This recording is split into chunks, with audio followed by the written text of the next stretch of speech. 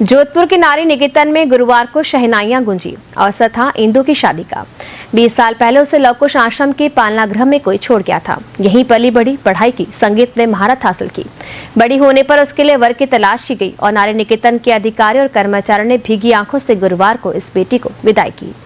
इंदु को 20 साल पहले लवकुश आश्रम में कोई छोड़ गया था। इंदु एक हाथ से दिव्यांग है, लेकिन उसने हिम्मत नहीं हारी और एमए तक की पढ़ाई के साथ संगीत में महारत हासिल की। उसकी योग्यता को देखकर सभी अधिकारी और कर्मचारी अचंभित थे।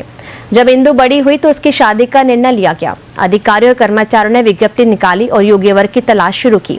14 युवाओं के आवेदन आए, उनमें से 4 को नारी निकेतन में बुलाया गया और आखिरकार मगाराम के साथ इंदु का विवाह तय हुआ।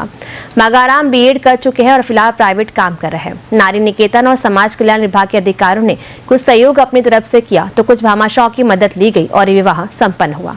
बच्ची जब विवाह योग्य होगी तो हमारा दिमाग में ये सवाल आया था कि बच्ची का विवाह करना चाहिए। तो जिला स्तर पर एक कमेटी बनी, उस कमेटी के सामने हमने प्रस्ताव रखा।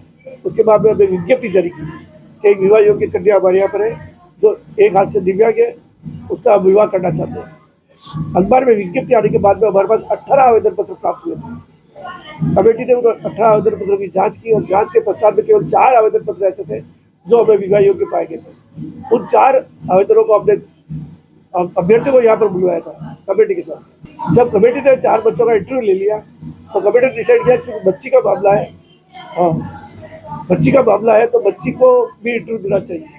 और बच्ची ने 4 लड़कों का इंटरव्यू दिया। उन 4 में से बच्ची ने मगाराम नाम के बालक को सिलेक्ट किया था। जैसे ही बच्ची का वर्ग तय हो गया तो हमने दादाओं की लिस्ट तैयार की और पप्पूराम जी नारा साहब से हमने संपर्क किया। उन्होंने शहर से विवाह का समस्त खर्चा, टेंट का, लाइट का, भोजन का और कन्यादान का और दहेज का सारा खर्चा देने की उन्होंने पूरी तैयारी की और सहमति दी थी। बहरहाल विदाई के वक्त नारी निकेतन के अधिकारियों की आंखों में आंसू थे, लेकिन दिल में खुशी भी थी कि आज इंदु का घर बस रहा है और अब इंदु भी अपने परिवार के साथ रहेगी।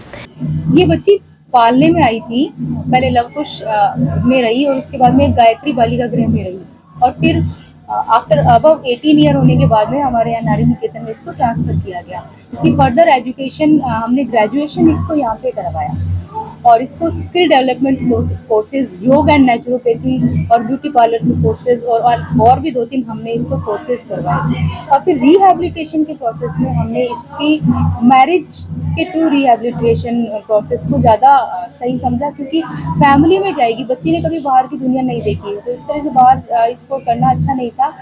तो इसको हमने प्रॉपर रिहैबिलिटेशन फैमिली में ही करना सबसे बेस्ट समझा। वे इस शादी के भव्य आयोजन को देखकर हर कोई समाज कल्याण विभाग के अधिकारियों की तारीफ कर रहा था। मेरा न्यू परिवार रिश्तेदार सब इनकी वजह से ये मेरा नया परिवार है। पहला बचपन का तो मुझे पता नहीं, पर यहाँ आने के बाद मुझे कभी परिवार की कमी नहीं हुई। यहाँ के स्टाफ के लिए मैं ये कहूँगी कि ये मेरी यशोदा माँ है सारी, और यहाँ पे जो भी मेरे गार्ड अंकल, दादाजी, मैम, सर, वो सब मेरे नंद बाबा जी और मेरे भैया हैं।